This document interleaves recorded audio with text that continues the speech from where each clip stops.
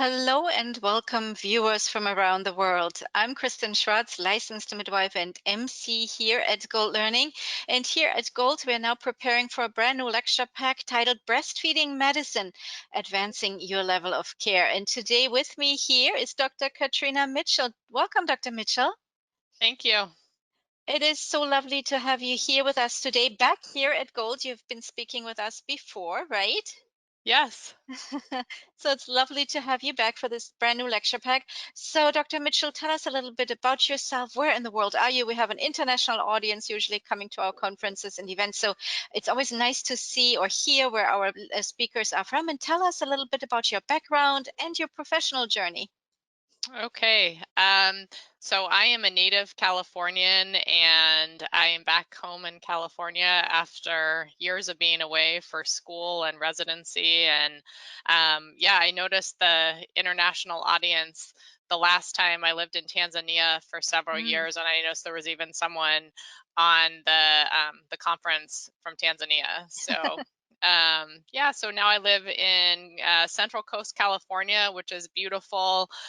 We live 10 minutes from the beach. I'm very lucky. I feel like we've been lucky during COVID to have access to the beach. Unfortunately, we are suffering from fires now in California that are getting worse every year. But yeah, and I practice in Santa Barbara, California at the Ridley Tree Cancer Center. So um, most of my practice is the surgical care of breast cancer and benign breast disease, but I have a significant portion of the other part of my practice that's lactation care. And I previously practiced in the state of New Mexico, and then moved here. So I've been back home for a year. So I've been really happy to be back home in California, and the support for breastfeeding here as a whole in the state of California in terms of breastfeeding rates and advocacy for breastfeeding, I think it's a good place to practice. I have a lot of lactation patients here. Wonderful. So a lot of support there for, would you see, because I know the last time we spoke, I think, or you were in New Mexico, compared to California, do you see the breastfeeding rates are different there?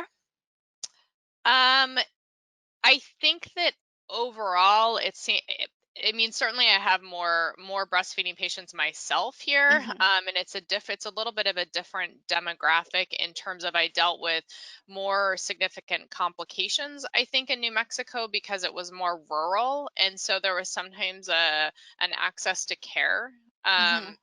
People would have mastitis and they'd be several hours away, and that would progress to an abscess.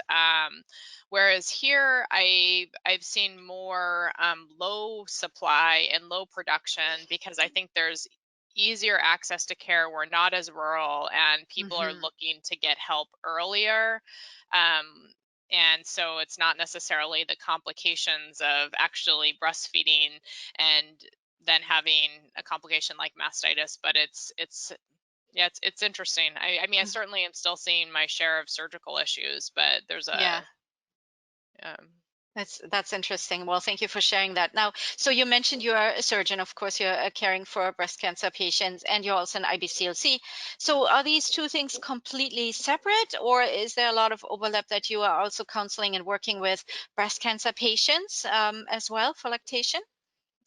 Yeah, unfortunately, pregnancy-associated breast cancer and postpartum breast cancer is not common in our overall breast cancer population. But whether I see more of that because of, my lactation interest, and I tend to see the younger patients in our practice. But yeah, I actually have a new pregnancy associated breast cancer that just had a diagnosis a few weeks ago Mm, at mm, 36 weeks pregnant. I just right. saw actually in clinic this morning another one that had been diagnosed just before COVID started, Mm. with at 36 weeks pregnant. So, Ah, and she was actually breastfeeding an older child that was three years old, and the OBGYN sent her to me because she wasn't sure if she had a breast milk plug breastfeeding Oh, this older baby while she was pregnant. So, and it was wow. actually a tumor, unfortunately. Oh, that's very unfortunate. So your presentation here for this lecture pack is about breast and nipple pain. It's such an interesting topic because breast and nipple pain is so common, right? Hmm. During lactation, during breastfeeding, but it's also so complex. Uh-huh. So talk a little bit about that. Yeah, I think, traditionally, I think it seems to me as a surgeon who works, was trained on the adult and maternal side of things, Mhm, that certainly I think there's a huge contribution from the maternal side to breast pain and nipple pain. And it's not mhm, necessarily, I think, if the lactation world traditionally has focused more on the pediatric side and looking at the infant and looking at what the infant's doing. And while I think the dyad concept's really important and they completely work together, you can't really address whether a baby has a tongue tie unless you're also addressing the mom's milk production and the size of her nipples, and does she have hyperlactation and the baby is clamping a lot, um, mhm. because the baby is drowning in milk. And so you have to work at those things. You have to look at the mom as well as the baby when you're thinking about issues like that. So Absolutely. So you mentioned something very interesting there, where while there is a lot of focus on the infant, and of course the diet works together. Um, do you see that we're not looking at the breast enough? Would you say that, or is that like, without question. yeah? Without question. I mean, Hmm. I've seen nipples that are just incredibly large, and there's no way even Hmm. maybe a 6-month old infant could, actually withdraw milk from that nipple and get deep into the tissue to actually, you know, gain weight, transfer milk, not traumatize the mom's nipple. And so if you're only looking at the infant, sure, the infant may have something else going on too, but you can, you can treat a tongue tie or do something else with the infant, but it doesn't really matter if the mom's nipple is so large that the infant can't get past it. Hmm. Yeah, I absolutely think. I mean, certainly large breasts, incredibly engorged breasts, breast implants, anything that is going to make any, even a completely normal infant have trouble latching.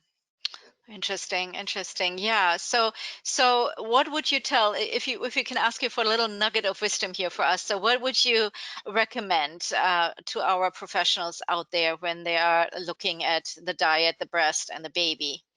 I think a big one is, the morphology of the mom's nipples.